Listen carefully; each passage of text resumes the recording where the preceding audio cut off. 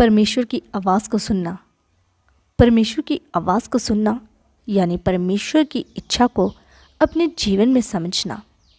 ये जितना एक विश्वासी के लिए ज़रूरी है, उतना ही बहुत से लोगों के लिए ये एक सवाल भी बना रहता है कि आखिर परमेश्वर की आवाज़ को सुना कैसे जाता है। ये बहुत ही आसान है।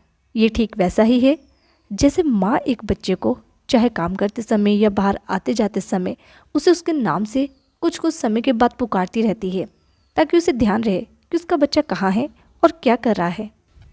और जैसे ही वो बच्चा अपनी माँ को जवाब देकर कहता है मैं यहाँ हूँ, तो माँ को ये तसल्ली हो जाती है कि वो ठीक है।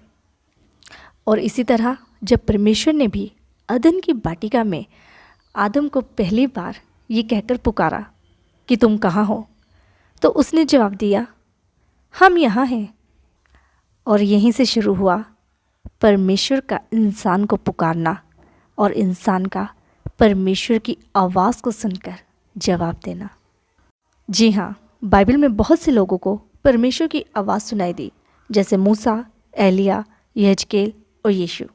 इसके अलावा यीशु के शिष्य जैसे पीटर, पौलुस, यूहन्ना, इन सभी को भी परमेश्वर की आवाज़ सुनाई दी।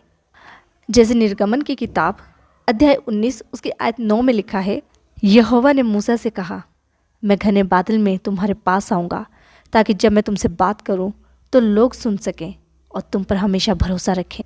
और निर्गमन 19 के 19 में लिखा है कि जैसे ही मूसा ने ये बात कही, तब परमेश्वर ने उसे गरज कर उत्तर दिया। अय्यूब की किताब अध्याय 4 में लिखा है, एक शब्द चुपके से मेरे पास आया और मेरे कान ने उसकी फुसफुसाहट सुनी। और जब रात को विचार भरे दृश्यों में मनुष्य गहरी नींद में सो जाता है, तब भय और थरथराहट मुझ पर छा गई और मेरी सारी हड्डियां भय से कांपने लगी। तब एक हवा मेरे पास से गुजरी, जिससे मेरे शरीर के रोंगटे खड़े हो गए। वह रुक गया। उसका रूप मेरे लिए अजीब था। ये एक आकृति मेरी आंखों के सामने उभरी और मैंने एक बड़बड़ाहट सुनी, एक आवाज़। इसी तरह पतरस को परमेश्वर की आवाज़ एक दर्शन के द्वारा सुनाई दी थी। प्रेरितों की किताब अध्याय 10 में ये बताया गया है कि किस तरह पतरस ने दर्शन में स्वर्ग से एक आवाज़ को सुना।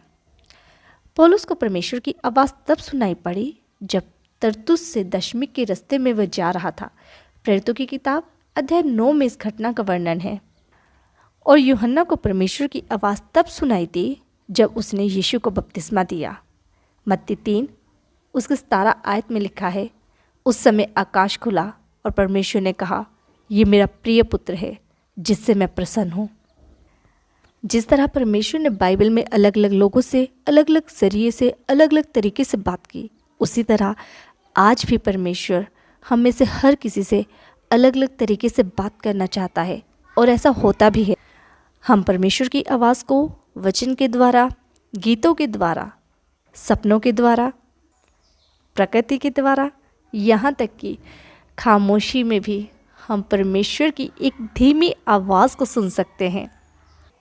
और ऐसा कब होता है, इसके बारे में हम सेकंड पार्ट में बात करेंगे। फ़िलहाल आप हमें कमेंट सेक्शन में बता सकते हैं कि ये खूबसूरत सा एहसास आपके साथ कब हुआ, कब आप परमेश्वर की आवाज़ को आपने पहली बार सुना, या फिर परमेश्वर किस तरह से आपसे बात करता है और आप किस तरह से परमेश्वर की आवाज़ को सुन पाते हैं। हमें कमेंट सेक्शन में बताएं, ताकि एक दूसरे के द्वारा हम परमेश्वर को और गहराई से समझ सकें।